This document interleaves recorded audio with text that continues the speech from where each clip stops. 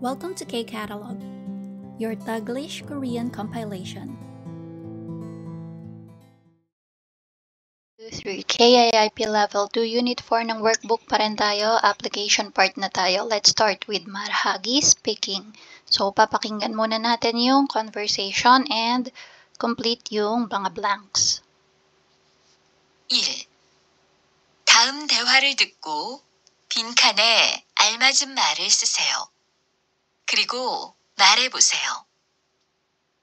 1. 한국어로 문자를 보낼 수 있어요? 네, 어렵지만 보낼 수 있어요. Ayan, so sabi niya, no, 한국어로 문장을, okay, palitan natin ng kulay. 문장을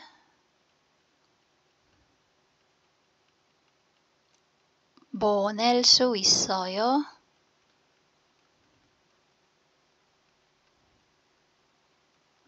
Okay, so sabi niya, no, can you send a message using Korean language? Sagot ni na, 네. 어렵지만 보낼 수 있어요. Yes, it's a bit hard or it's difficult, but I can send it, sabi niya. So, yan. Tingnan natin yung number 2. 2. 곧 공연이 시작됩니다. 핸드폰을 매너 모드로 해주세요. 네, 알겠습니다. Ayan, so dito, 핸드폰을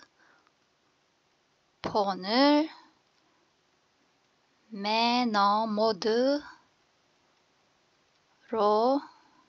해주세요. Okay, so sabi niya, no, 핸드폰을 매너 모드로 해주세요. 곧 공연이 시작됩니다. So, mag-uumpisa na daw yung palabas. So, yung 공연, it's a play. Okay, so 공연.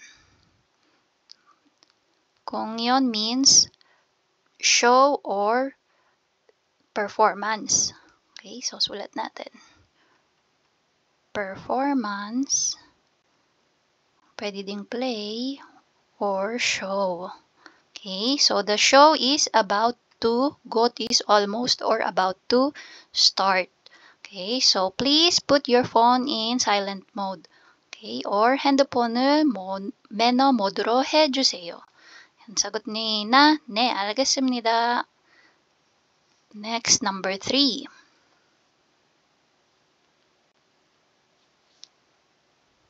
3. 여보세요? 이링 씨 전화 아니에요? 아닌데요? 죄송합니다. 전화를 잘못 걸었어요. Ayan, so dito, 죄송합니다. 전화를 잘못 걸었어요. Again, 잘못 걸었어요. It means I dialed the wrong phone number. Okay, so sabi niya, hello, is this Earring's phone number? 아닌데요. It's not. No, it's not. And then, 죄송합니다. Sorry, I have dialed the wrong number. Okay.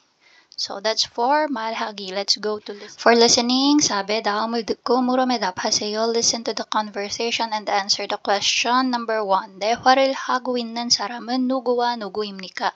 Who and who? So who are these people talking? Okay, so sino-sino yung mga nag-uusap sa ating papakinggan? Number 2. True or false? So circle or X. Dimitri 씨가 회사에 안 왔습니다. So Dimitri did not come to the office. So 회사, office, or company. So hindi daw siya dumating, no? Si Dimitri sa opisina. Number 2. Dimitri 씨는 항상 회사에 늦게 옵니다. 항상, always. 늦게 옵니다. Comes late. So palagi daw late si Dimitri sa pagpasok sa opisina. tingnan natin kung tama yon. Angela 씨가 지금 디미트리 씨에게 전화를 할 겁니다. So si Angela daw ay tatawag kay Dimitri. Angela will call Dimitri now. Okay, so let's try to listen. 2. 다음을 듣고 물음에 답하세요. 안젤라 씨, 드미트리 씨 왔습니까? 아니요, 아직 안 왔습니다. 무슨 일이 있는 거 아니에요?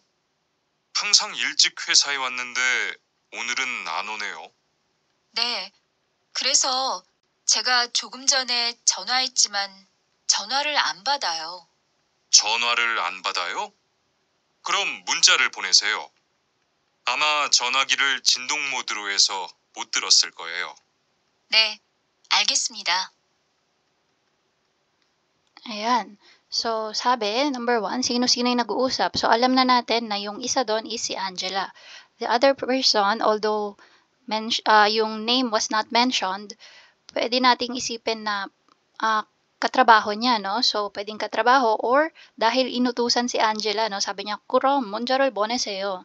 Yan. Tapos yung yung feeling ng flow ng conversation, parang mas mataas kay Angela yung nagsasalita kaysa sa kanya.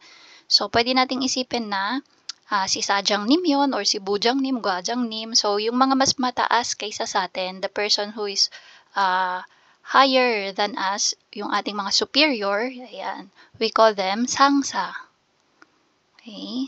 So, sangsa, it means superior. Okay? Pwedeng supervisor, pwedeng manager, so sangsa. Angela wa sangsa. Number 2, Dimitri 씨가 회사에 안 왔습니다. So, tama, hindi siya dumating, kaya nga siya hinahanap nung kausap ni Angela, no?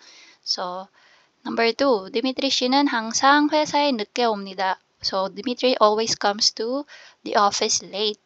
So, hindi, kasi ang sabi kanina nung kausap ni Angela, 항상 일찍 왔는데. So, always comes early.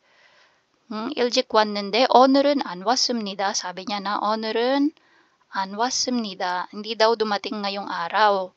So, nagtataka yung kausap ni Angela kasi palagi namang maagang dumarating pero ngayong araw hindi daw dumating. So, X. So, ito ay dapat 일찍. Okay. Number 3.